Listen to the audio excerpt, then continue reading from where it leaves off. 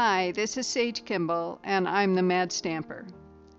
I'm the creator of Stamping Madly, where we provide outstanding creative coaching and training for paper crafters, card makers, and scrapbookers, as well as the finest paper crafting supplies available.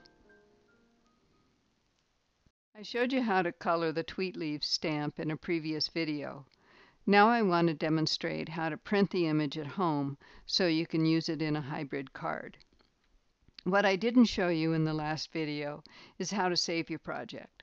It's a good idea to save it several times as you're working on it so you don't lose any changes. You do that by going up here to the menu at the top and clicking on File and Save. You can also use Command S on a Mac or Control S in Windows. Since I'm planning to use this for a hybrid card instead of creating an entire digital card, I'm going to change it to a JPEG file so I can print it from another program. MDS 2 will eventually have a feature that allows printing at home more easily, but for now I use Microsoft Word. Go over to the Design Center and this time look for the section that says Share. And you'll see there's an area, there's a button that includes JPEG, PNG, and PDF. Click on that button and the photo export wizard will come up. So there's some settings you need to be aware of here. And the image type is JPEG, which is what I want. And the pages, it says 1 to 4. When you're creating a card in my digital studio, it creates 4 pages. So I want to change that. And I'm going to clear all and just click the one I want, which is the fully colored reversed image. Then I come down to the right and click OK. It says a Tweet Leaves 3 JPEG project already exists, and what I like to delete the contents of the existing folder before exporting new pages, and I'm going to say yes.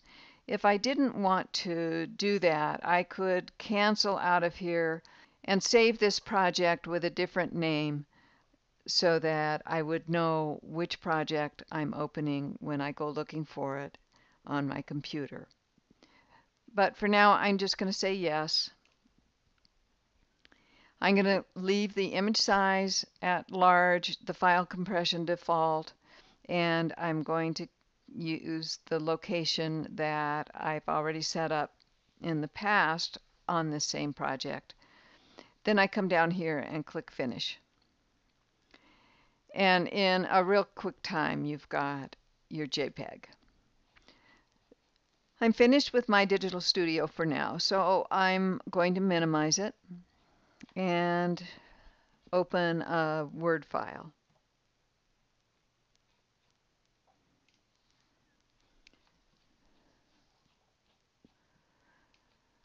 In Word, if I go up here to the menu at the top and click on View, I have some options about the kind of layout that I'm going to be working with. So if I click on Print Layout, this is what you usually use if you're just doing text.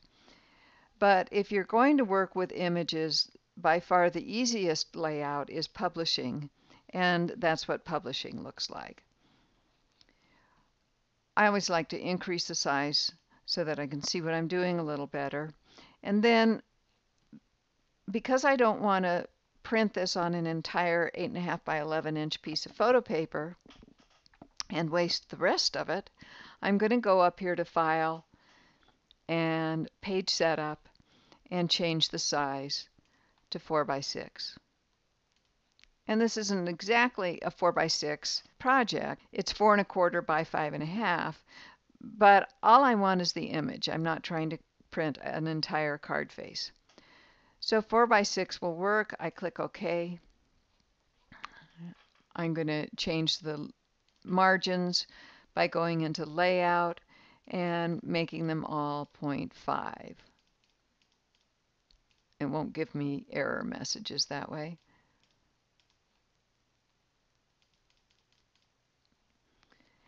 And then I'm going to increase it in size a little further. Okay, now I go into Finder and look for my project, which is Tweet Leaves 3 JPEG. And I click on it to make sure that indeed is the correct image, and it is. In Windows, my Digital Studio projects are in my documents. Then I just drag and drop this over onto my Word document, and I can move it.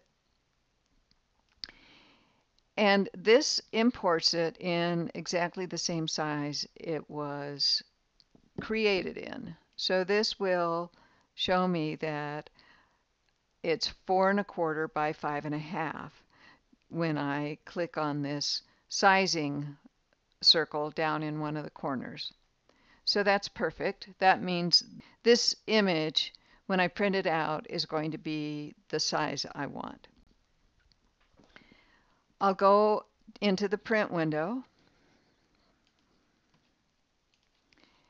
and make sure I've got my photo printer chosen, and then I'm going to choose the kind of paper that I'm using, which is the premium presentation matte paper. And you see the print quality automatically changes to photo, and from there I'm going to go ahead and click print. Every printer will have different setting options, and you'll just have to figure out how to choose the kind of paper you're going to print on, whether it's photo paper or cardstock or whatever. I only know the printers I use, so I can't help much more than that. Here's the image after I printed it out. I found that in order to fit well in the Autumn Accents die, I actually had to go back into the Word document and decrease the size of the image a bit. Otherwise, it cuts off parts of the leaves. Just like crafting in your stamp room, you need to be willing to experiment a little to get the effect that you want. I hope this video gives you the confidence to try printing images for hybrid projects from your own printer, which will open up a whole new world of possibilities for your paper crafting adventures. For more inspiration and instruction, be sure to visit me at www.stampingmadly.com and the Stamping Madly Facebook page. If you need to order my Digital Studio software or content, you can do so through either of these pages. Of course, you can order traditional paper crafting supplies and tools there as well. This is Sage Kimball, aka the Mad Stamper, and I'll see you soon.